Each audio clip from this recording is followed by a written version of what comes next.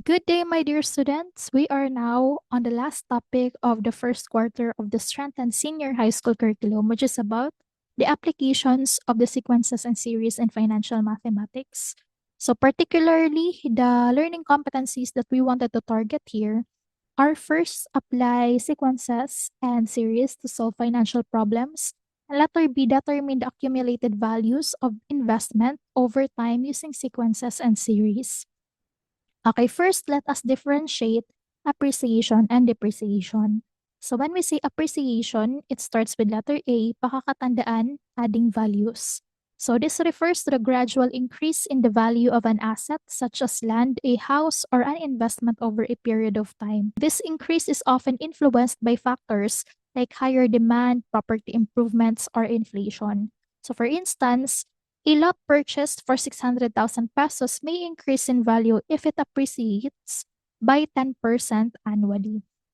So depreciation naman po, depreciation starts with letter D, decreasing value yung pakakatandaan. This refers to the gradual decrease in the value of an asset as time passes. This decline usually happens because of continuous use, aging, or the asset becoming less relevant or outdated. So, for example, a car that was originally bought for 900,000 pesos may lose value and be worth only 550,000 pesos after several years. So maybe this is the whole point of the Strengthened Senior High School curriculum. It's not only to teach you about the concept of mathematics, but also equip you with the financial management skills. Kasi later on nga, tayo naman yung magkakaroon ng pera, tayo yung magkakaroon ng trabaho. At kailangan, ang goal natin is hindi lang laging magtrabaho, kundi patrabahuhin ang pera para sa atin. Okay, so kung makikita nyo po, my dear students, it also teaches us na when purchasing an item, kailangan tatandaan natin yung idea ng appreciation and depreciation. Appreciation po, ito yung mga item. When we say an item is appreciating, ibig sabihin po niya is kada taon or kaya habang tumatagal, mas tumataas yung value niya. For example, ang lupa. Okay, so ang lupa po, patagal ng patagal, binili mo yan ng 1 million. On the next year or in few years, pwede siyang ibenta ng 2 million pesos or 3 million pesos. Depende po sa kung ano yung value talaga ng lupang nabili mo. Ngayon po, when we say depreciation naman po, karamihan sa mga binibili natin ngayon are actually items na nagde-depreciate in value, such as for example, ang mga cars. Ang mga cars po, my dear students, binili mo po yung 1 million dahil gamit na. Pag ibinenta mo yan sa iba, sasabihin nila, since gamit na, babawasan na nila yung value. Okay, so ibig sabihin po, ito yung mga item, for example din, mga cellphones. Opo, habang merong paparating na mga mas bago, mas high-tech na mga technology, yung mga technology natin ngayon, bumababa yung worth niya. So that is depreciation. Now, mathematically, my dear students, we can actually solve problems or we can actually use the idea of arithmetic series and sequences and as well as the geometric sequence and series in answering problems about appreciation and depreciation. Okay, for example, a collector purchases a rare vintage watch for 120,000 pesos. If the market value of the watch increases by a fixed amount of 15,000 pesos every year, what will be the total value of the watch after 8 years? So, this example, my dear students, is what we call the linear appreciation. It is linear appreciation because the asset increases by a constant. So dito po in this problem, constant po yung pag-increase niya ng 15,000 pesos kada taon. So kapag ganito po, my dear students, yung mga problems natin, we know that the first thing po in order for us to answer this question is for us to understand what is being asked.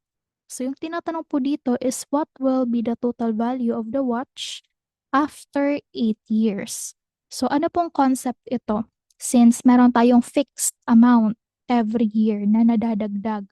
So since meron tayong fixed, we know that the concept that we can apply here is the arithmetic sequence.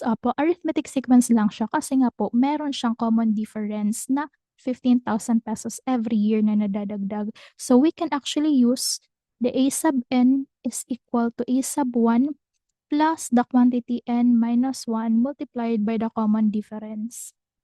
Okay, so here po, yun pong A sub 0 natin, A sub 0 is the 120,000 pesos. Ngayon, my dear students, hindi po siya pwede maging A sub 1 kasi dito po wala pa po siyang growth. Opo, yung A sub 1 is the first term, yung unang pagtaas ng value niya. So meaning to say po that is 120,000 pesos. Okay, so plus tayo the common difference of 15,000 pesos. So sa unang growth niya, that will give us 135,000 pesos. Mean we'll say this is our A sub 1.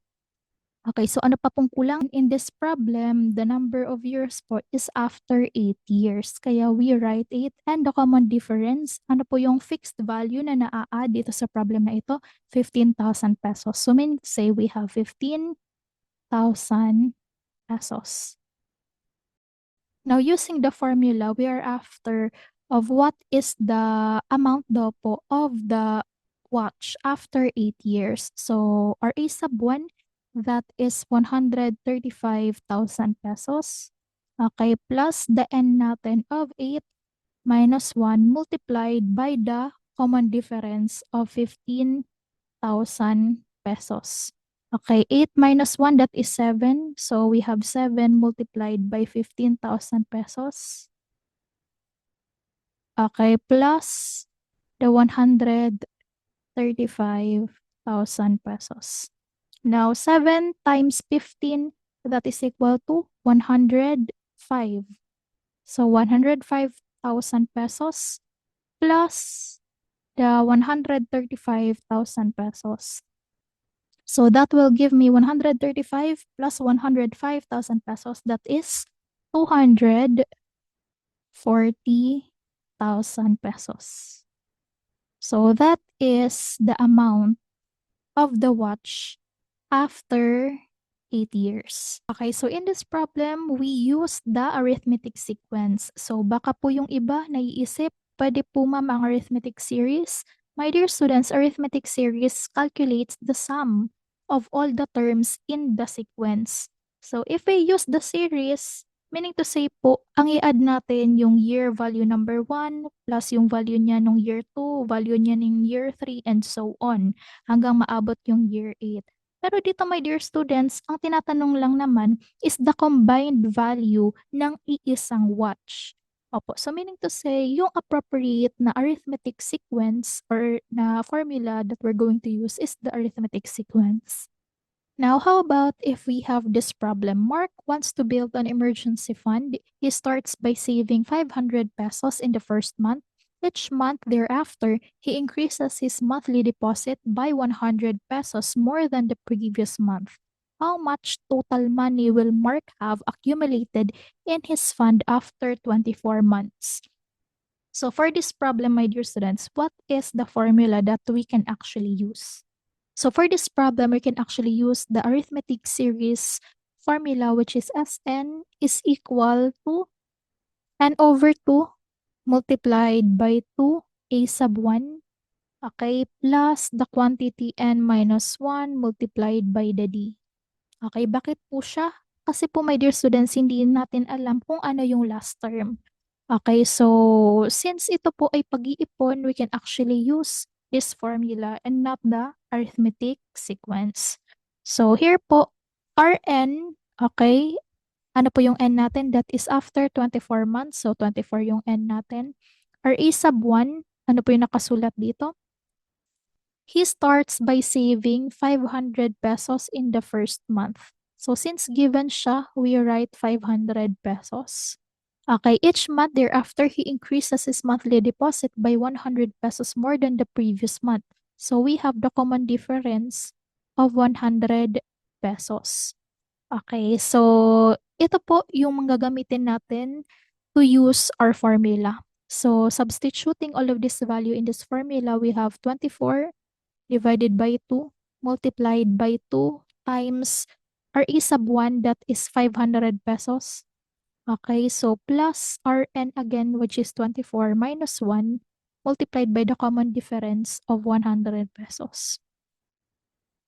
Okay, so we have 24 divided by 2, that is 12, multiplied by 2 times 500, that is 1,000 pesos. Okay, plus 24 minus 1, that is 23, multiplied by 100 pesos. Okay, 100 times 23, that is 2,300 pesos, plus the 1,000 pesos. Okay, so multiply natin by 12. So that will give me 12 multiplied by 1,000 plus 2,300. That is 3,300 pesos. Okay, 3,300 times 12. That will give me 39,600 pesos. And that is the total accumulated by the end of 24 months.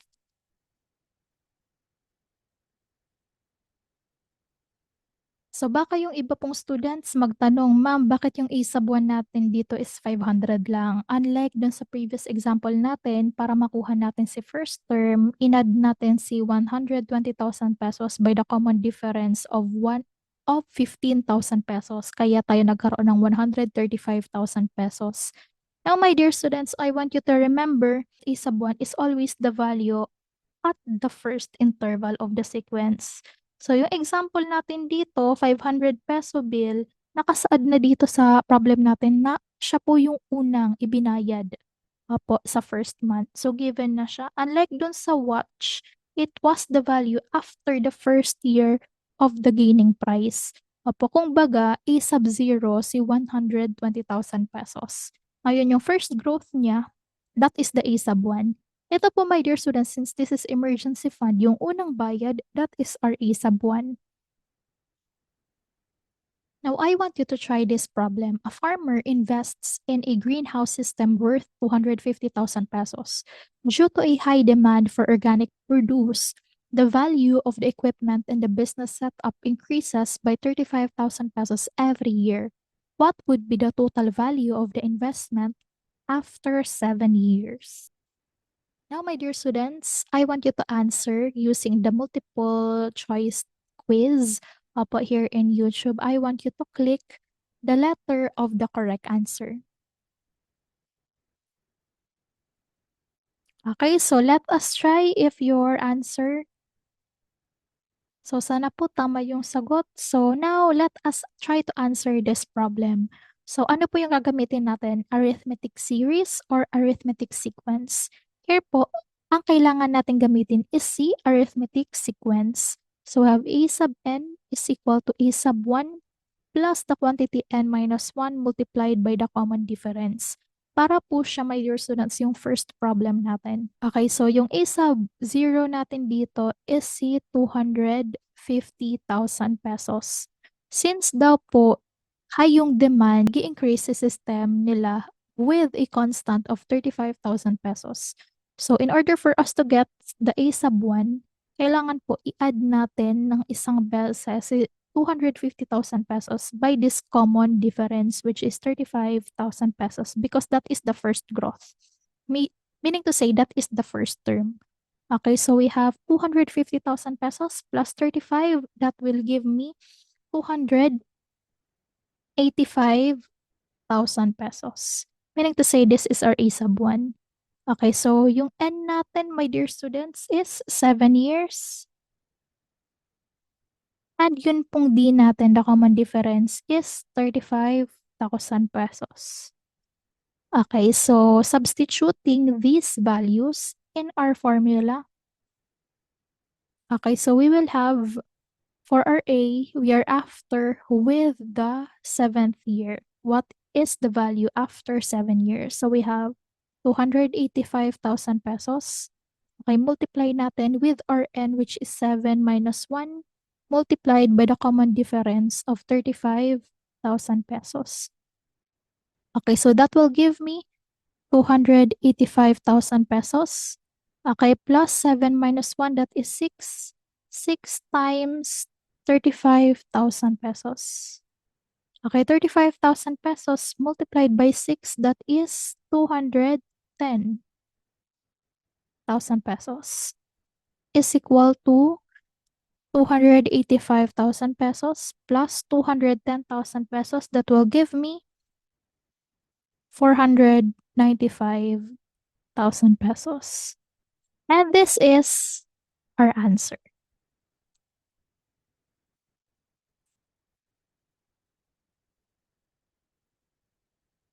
Okay, example number 4. To prepare for a holiday trip, Paolo decides to save money in a piggy bank.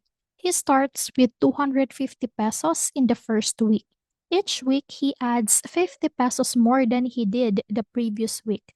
How much total money will Paulo have in his piggy bank at the end of 20 weeks? So again, I want you to pause this video at may lalabas po na multiple choice type of questions sa inyong screen. Now, I want you to first solve the problem, then click the letter of the correct answer. Okay, so I hope tapos na po. So let us try to answer this problem. So in this problem again, this is similar to our second problem a while ago. So again, our formula will be arithmetic series. So Sn is equal to n over 2 multiplied by 2a sub 1 plus the quantity n minus 1 multiplied by the common difference. Okay, so yung n natin dito, my dear students, is 20 weeks. So that is 20 weeks. So a sub 1 natin dito, so since ito po, hindi naman siya nagtatakal sa growth, pag-iipon siya ng pera. So meaning to say po, our a sub 1 is 250 pesos. Ngayon po, meron tayong common difference. Our common difference is 50 pesos. So we have n natin, we have 20 over 2 divided by 2 times the first, which is 250 pesos, plus our n natin, which is 20 minus 1, multiplied by the d, which is 50. Okay, so now let us simplify 20 divided by 2, that is 10. So 2 times 250, this is 500. So plus, so 20 minus 1, this is 19 times 50. Okay, so 19 times 50, that is 950 pesos. Plus 500 multiplied by 10. So this will give me 500 plus 90. That is 1,450. Multiply natin by the 10, meaning to say po our S sub n, or that is the total amount after 20 weeks, is equal to 14,500 pesos. And this is our answer. Now, my dear students, what if we have this problem? An investor purchased a collection of rare gold coins for 300,000 pesos. Because gold is a limited resource and demand is high, the value of the collection appreciates by 6% every year. What will be the total value of the gold coins after 4 years? So this time naman, my dear students, we're going to use, so since there is a rate na, meaning to say po, exponential yung growth niya, we will use the geometric sequence. That is a sub n is equal to a sub 1 multiplied by r raised to n minus 1. Okay, so first things first po, let us have the a sub 0 here again. A sub 0 kasi growth na naman siya, my dear students. Ibig sabihin, yung initial value ni gold is 300,000 pesos. Okay, so dun tayo after a year. That is the first term kasi after ng growth ng 1 year. So after ng growth ng 1 year, so that is 300,000 pesos plus tayo nung 6% nung dati niyang value, which is 300,000 pesos pa rin naman. So 300,000 pesos times 0.06, that is 18,000 pesos. Okay, yun po yung i-add natin kay 300,000 pesos. So that will give me 318,000 pesos. That is our first term. Okay, gets na po ba? Basta mga growth, my dear students, we will start on the first growth. Opo, hindi po dun sa initial. Wala pa po siyang growth dun or wala pang gain na nakukuha. Opo, dun tayo sa una po. So that is 318,000 pesos. That is our first term. So yung R naman natin, since this is, my dear students, about appreciation, which is about na sa geometric sequence, we will use the R po natin, which is 1 plus the rate. Apo. So yung R natin dito, my dear students, I want you to take note that this is the common ratio. Yung R po natin dito na ina-add kay 1, that is the rate. So meaning to say po, our common ratio will be equal to 1 plus 0.06.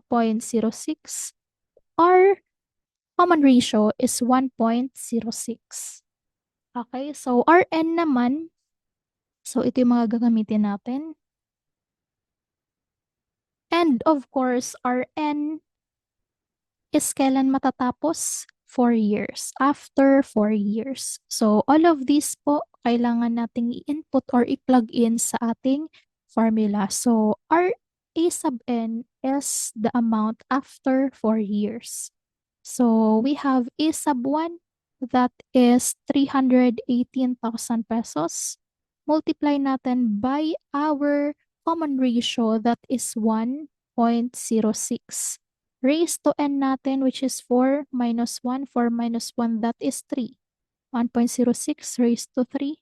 Multiply by 318,000 pesos. Okay, 1.06 raised to 3.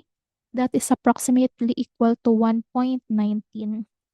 Ngayon, multiplying it with 318,000 pesos, that will give me an approximate value of 378,743.09. And that is our value po. Okay, if you still have questions, please comment down below. Okay, balikan ko lang po si common ratio natin. Baka po nagtataka yung mga students natin why we add 1 plus the rate as our common ratio. Now, my dear students, when we are dealing with appreciation, ang lagi nating tatandaan is it usually keeps its 100%, yung current value niya. Ngayon, ina-add lang natin nung rate niya. Apo. So, that's why po dito sa problem natin, 100%, ang 100% po diba in decimal, that is 1, plus yung rate natin, yung growth niya, every year is 6%. That's why 0.06. Now, the common ratio, meaning to say, is 1.06. Clear po? Okay, now what if we have this problem? A high-end laptop was purchased for 65,000 pesos in 2020. Because of rapid advancements in processor speed and hardware, the value of the laptop depreciates annually by 15%. Find its estimated value in 2026. So here naman po, my dear students, still this is about growth but exponential growth uli siya. Pero ito kasi class, di ba, pababa siya. It is all about depreciation. Kaya exponential decay siya. Okay, so still we will use the geometric sequence. So A sub n is equal to A sub 1 multiplied by the R raised to n minus 1. Okay, so RA sub 0, okay, yung initial niya lang po is 65,000 pesos. So since A sub 0 siya, wala pa siyang nababawas o po yung first na pagbawas niya is RA sub 1. That is after 1 year. So after 1 year, so we have 65, i-retain niya yung dati niya. Ngayon, babawasan siya ng 15% nung dati niyang value. Kaya that will give me 65,000 pesos multiplied by 0.15. Okay? Ibig sabihin, 15% ang dati niyang price ang ibabawas sa kanya.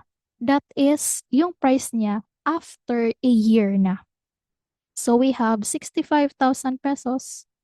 Okay, minus 65,000 pesos multiplied by 15%, that is 9,750. Sa first year, yung actual price niya na lang is 65,000 pesos minus 9,750. That is 55,250. That is the first term. Now for our common ratio, which is our R, kung doon po sa ating appreciation, di ba yung common ratio natin is equal to 1 plus the rate. Okay, sa tingin niyo po, my dear students, when we are dealing with depreciation this time, since nagbabawas siya, add pa rin po ba yung gagamitin? So, we need to use subtraction. Apo, 1 minus, kasi nga 'di ba kung titingnan niyo dito, nagbabawas siya. Opo, so nung rate niya. So meaning to say 1 minus the rate this time. So that will give me 1 minus what is the rate? That is 0.15. Okay, so 1 minus 0.15, that is equal to 0.85. Meaning to say that is our common ratio.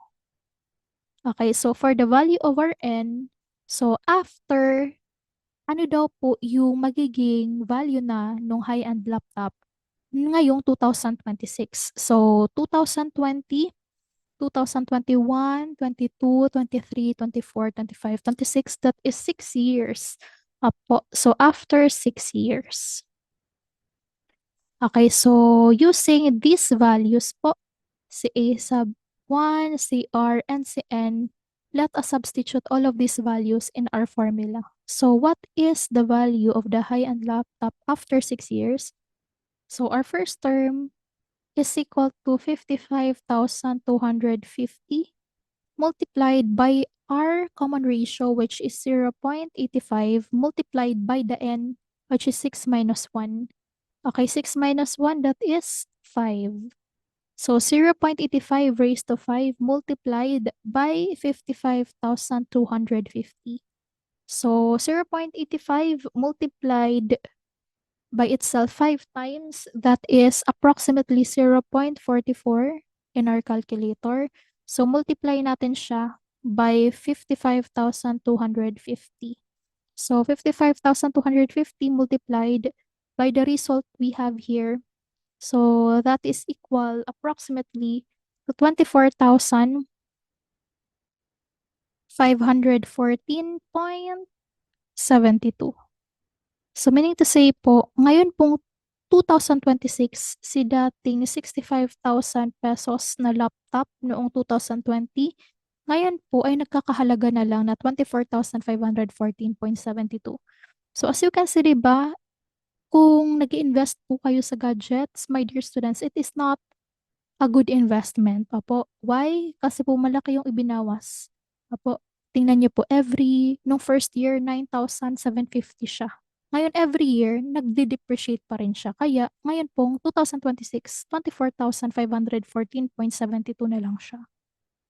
Now, I want you to answer this problem. I want you to pause this video and there will be a problem po, a multiple choice problem that will pop up in your screen. Now, I want you to choose the letter of the correct answer after you solve this problem. A startup company purchased a high-capacity multifunction printer for 120,000 pesos. Because of heavy daily use and the release of newer models, the printer depreciates in value by 12% annually. What will be the value of the printer after 4 years? Okay, so in this problem po, para siyang katulad ng problem natin, example number 6. So still, we will use our formula for geometric sequence, which is a sub n is equal to a sub 1 multiplied by r raised to n minus 1. Okay, so again, our a sub 0 here, since it is about growth, but this time depreciation, so decay siya. So our a sub 0 or our initial value is 120,000 pesos. Okay, after a year, so babawasan natin siya ng 12% nung dati niyang value. So for our A sub 1, that is equal to 12 or 120,000 pesos. Okay, minus 120,000 pesos times it's 12%.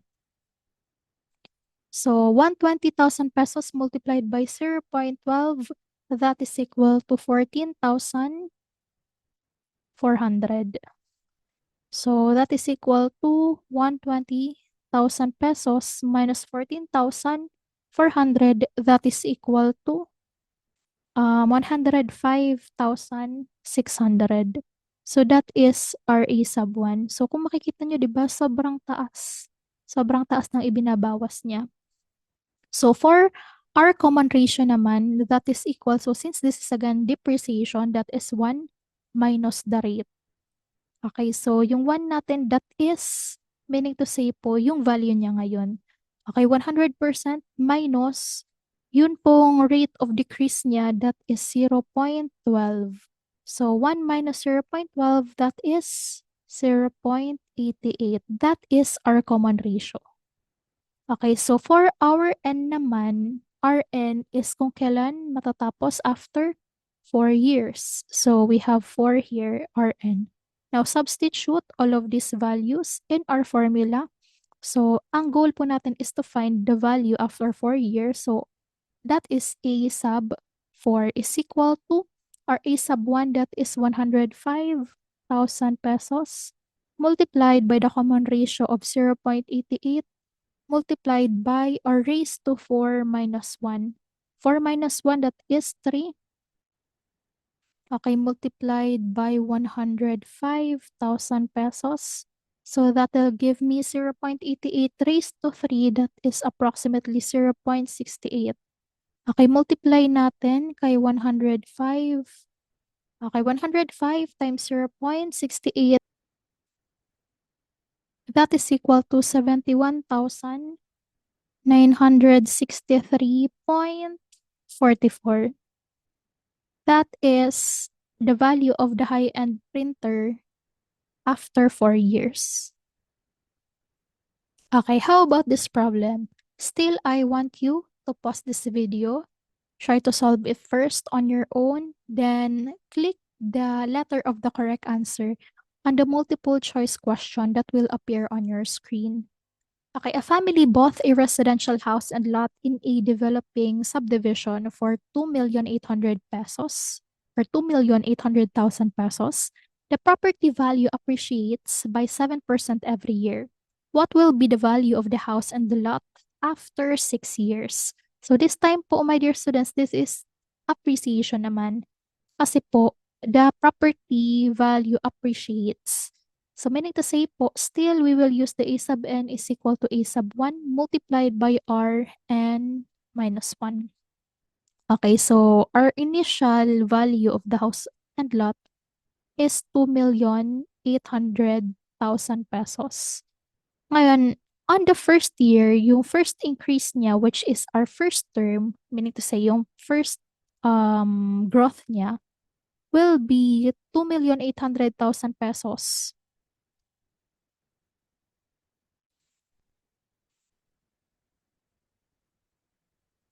Plus the 7% of it. Kaya 2,800,000 multiplied by 0.07. So that will give me 2,800,000.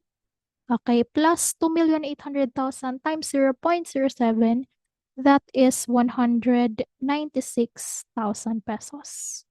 So 2,800,000 pesos plus 196,000 pesos, that will give me, on the first year pa lang, from 2,800,000, naging siyang 2,996,000 pesos. So this is our A sub 1 or the first term. Okay, so for our common ratio naman, so since this is appreciation, that is 1 plus the rate. Okay, so 1 tayo plus the rate of 0.07. So that will give me 1.07. That is our rate. Now for the value of our n, okay, so after 6 years yung nakalagay sa problem. So after 6 years tayo, our n will be 6. Our A sub n is our A sub 6. the value of the house and lot after 6 years, our first term will be the 2,996,000 pesos. Okay, multiply tayo with our common ratio of 1.07 raised to 6 minus 1. 6 minus 1, that is 5. So 1.07 raised to 5. Okay, multiplied by 2,996,000 pesos. So that will give me, okay, so we have here 1.07 raised to 5, that is equal to 1.40. Okay, 1.40 multiplied by 2,996,000 is equal to 4,200,244.99. So after 6 years, the house and lot costs now 4,202,044.99 pesos. So before we proceed with our next problem, let us first have this slide, the compounding frequency. According to this slide, compounding frequency daw po is the count of how many times interest is added per year, which is also the number of compounding intervals in 1 year. So ano po yung primary focus niya? The speed or the rate of compounding. Usually, my dear students, makikita si compounding frequency sa mga problems na meron pong compound interest.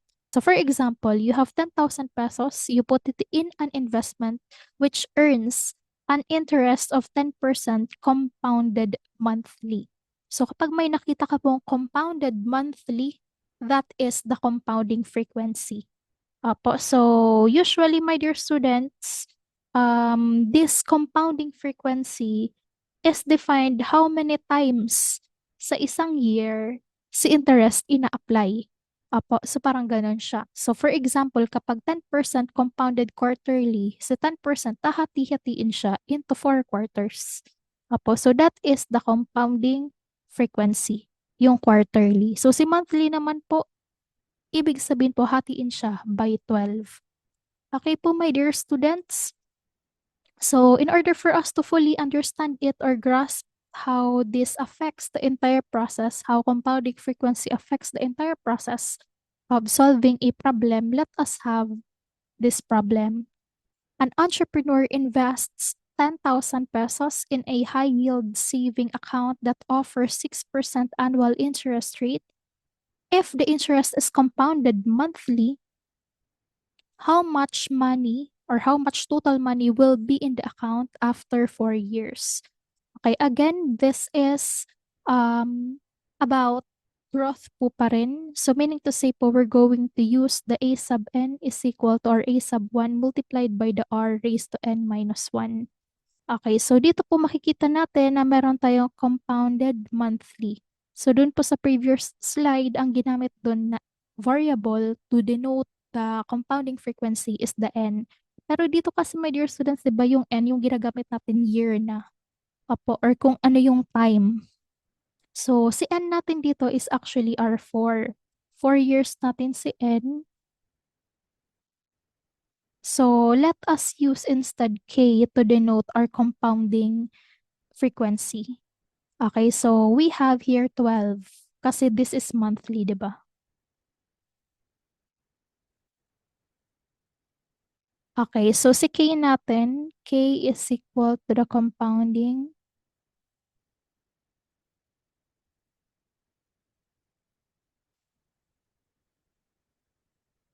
or compounding frequency.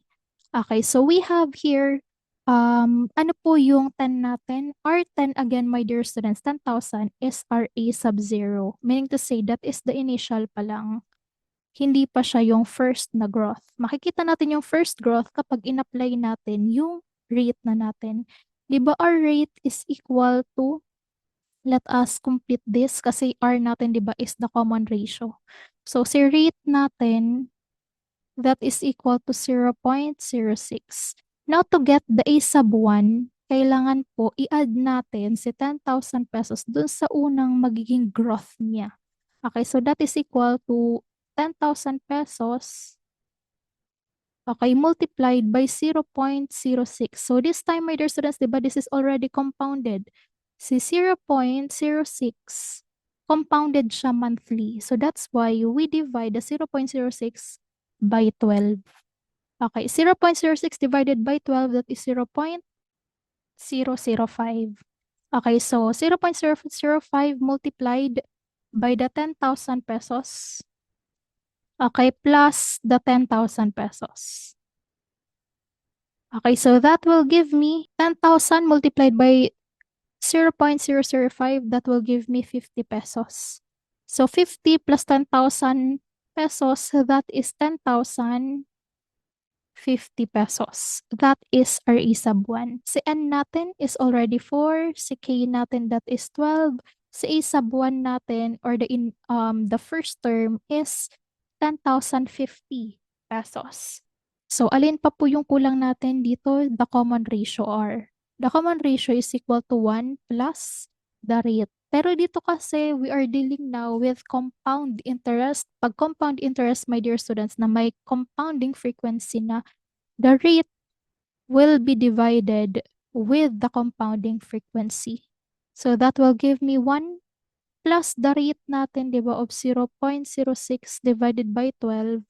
That is equal to 1 plus 0.005, or simply 1.005. That is our common ratio. So, using all of these po in our formula, so what will be the amount of the investment after 4 years? We are after with A sub 4. Our A sub 1 is equal to 10,050 pesos.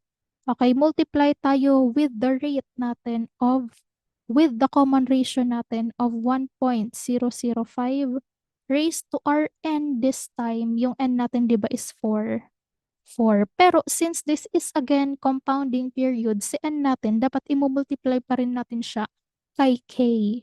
Okay, so we have 12. At saka natin siya ima-minus 1. Apo, ginagamit ito, my dear students, na pag-multiply natin by k kapag compound. Apo, compound interest tayo. So that will give me 10,050 multiplied by 1.005. 4 times 12, that is 48, minus 1, that is 47. Okay, so we have 1.005 multiplied by itself 47 times. So times 10,050. 1.005 raised to 47, that is approximately 1.26. 1.26 multiplied by 10,050 pesos, that is equal to 12,704.89. And that is our answer. Okay, so ano po yung nadagdag sa process? Nadagdag sa process is si rate, i-divide siya lagi kay compounding frequency. Okay, so yun po. Yun po yung nadagdag na process. And of course, i-multiply din si compounding frequency doon sa raised na n. So again, I want you to pause this video. Please try to answer this on your own. Then afterwards po, I want you to click the letter of the correct answer on the multiple choice question that will appear on your screen. So a student deposits 15,000 pesos in a special savings bond that earns 4% interest per year. If the interest is compounded semi-annually, how much money will be in the account at the end of 10 years? Okay, so again, that is A sub n is equal to A sub 1 multiplied by R raised to n minus 1. Okay, so here po, our initial A sub 0 is 15,000 pesos. So sabi natin si A sub 1 is the first growth, opo, or that is the first gain. Opo, so that will start with 15,000 pesos plus yung magiging gain niya, opo, after semi-annually. After nung first year niya, semi-annually. So that is 0.04 divided by natin with the K natin. Ang K naman natin dito is semi-annually. So meaning to say po, ang K natin is equal to 2. So that is equal to, so 15,000 pesos plus 15,000 pesos. So 0.04 divided by 2, that is 0.02. So 0.02 multiplied by 15,000 pesos, that is equal to 300 pesos. So we have here 300 pesos plus the 15,000 pesos. So our initial or our A sub 1 is equal to 15,300 pesos. Okay, so our common ratio naman is equal to 1 plus the rate over the K. Okay, so rate natin is equal to 0.04. So that will give me 1 plus 0.04 divided by semi-annually 2. So that will give me 1 plus 0.02. That is equal to 1.02.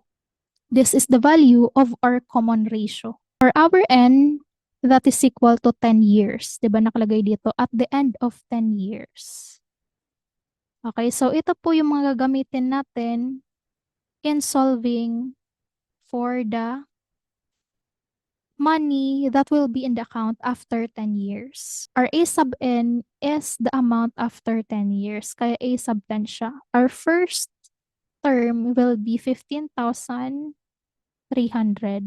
Okay, multiply tayo with our common ratio. Yung na-compute natin is 1.02.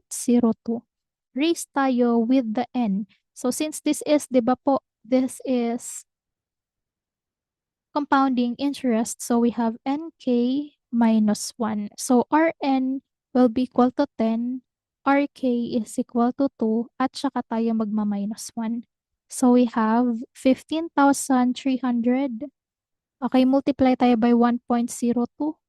Okay, 10 times 20, 10 times 2, that is 20 minus 1, that is 19. Okay, so 1.02 raised to 19 multiplied by 15,300. 1.02 raised to 19, that is approximately 1.46. Okay, 1.46 multiply tayo by 15,300. That is approximately equal to 22,289.21. This is our final answer. So, para lang po alam ng lahat, opo. So, when we say annually, okay, so this is for the, lagay ko na lang dito, this is for the K. Kung ano yung mga value of K. Ako po, kadalasan si K, makikita nyo naman yan, katabi ng word na compounded. Opo, compounded, ano po, it's either annually, semi-annually. Ngayon po, if the K is annually, ibig sabihin niya po, 1 po yung magiging value ng key natin. Pag semi-annually, ibig sabihin niya po 2. Pag quarterly, that is equal to 4. Pag meron po kayong nakitang monthly, that is equal to 12. Okay, so ito lang yung tatandaan natin. Annually, 1. Semi-annually, 2. Quarterly, 4. Monthly, 12. So this will be the last slide that we have, last problem. So again, I want you to pause this video. Please try to solve this problem on your own first. Then afterwards po, there will be a multiple choice question that will be flashed on your screen. Now, I want you to choose the letter of the correct answer based po on the solution that you have. So an employee decides to invest a Christmas bonus of 25,000 pesos into a mutual fund that offers 5% annual interest rate. If the interest is compounded quarterly, how much total money will be in the investment account after 8 years. Okay, so again, this is about compound interest. Kapag compound interest, pwede natin siyang ma-solve using the geometric sequence. So a sub n is equal to a sub 1 multiplied by r raised to n minus 1. Okay, the initial value is 25,000 pesos. Si 25,000 pesos natin, hindi pa siya nag-grow. So, yung A sub 1 natin is actually the first growth. So, that is 25 plus yung magiging growth niya after po ng 1 year. Apo. So, since yung growth niya is equal to 25,000 pesos, okay, so imo-multiply natin si 25,000 pesos with the rate which is 5%. So 0.05, i-divide natin siya since this is compounded interest, compounded quarterly with the value of the K which is 4 kasi quarterly siya. So 5.05 or 0.05 divided by 4, that is equal to 0.0125. Okay, siya po yung imumultiply natin kay 25,000 pesos. Okay, plus the 25,000 pesos. So that will give me 25,000 pesos. Okay, plus 25,000 pesos multiplied by 0.125. That is equal to 312.50. Now 312.50 plus 25,000, that is equal to 25,312.50 pesos. That is our A sub 1. Okay, so again po, the value of our rate is equal to 0.05. Okay, so yung K natin, that is compounded quarterly. So meaning to say po, for our common ratio R, that is equal to 1 plus the rate over the K. Okay, so 1 plus the rate natin of 0.05 over 4. So that is equal to 1 plus 0.0125.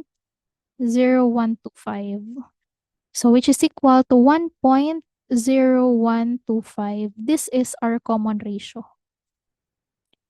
Okay, so yung N natin, that is equal to after 8 years. So 8 years tayo. Okay, so we are after with the total amount after 8 years. So A sub 8 is equal to, our first term is equal to 25,312.50. Okay, multiply natin siya with our common ratio of 1.0125. Raise natin with our value of N, which is 8 years. Okay, sabi natin kapag meron po tayong compound interest, kailangan po iminumultiply si n with the compounding frequency minus 1. So 8 tayo multiplied by the compounding frequency of 4 at saka natin ima-minus kay 1. So 8 times 4, that is 32 minus 1, that is 31. Okay, so 1.0125 raised to 31 multiplied by 25,312.50. So 25,312.50, 1.0125 raised to 31, that is equal to 1.50 approximately. 1.50 multiplied by 25,312.50, that is equal to 37,203.26. And this is our answer. Meaning to say po, after 8 years, so the employee will have 37,203.26 pesos in his account.